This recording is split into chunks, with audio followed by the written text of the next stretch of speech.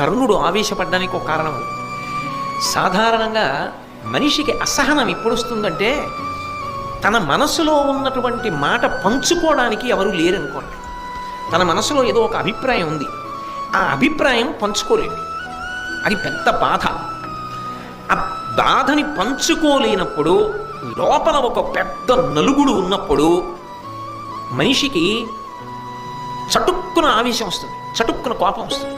కర్ణుడికి జీవితంలో ఒక పెద్ద సమస్య ఉంది. ఏమిటి ఆ సమస్య అంటే, కర్ణుడికి ధర్మరాజు గారి యొక్క ధర్మం మీద అపారమైన గౌరవం. కొన్ని చోట్ల బయటపడ్డాడు భారతంలో.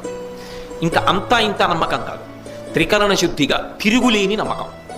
2, కృష్ణుడు సాక్షాత్ భగవానుడన్న విషయం తెలిసి ఉన్నటువంటి వాళ్ళల్లో కర్ణుడు ఒకడు. భారతంలోనే బయటపడ్డాడు. ఆయన నారాయణుడే, ఆయన వెనకాతల ఉన్నాడు కనుక ఖచ్చితంగా ధర్మరాజుకే పట్టాభిషేకం అవుతుంది. ఖచ్చితంగా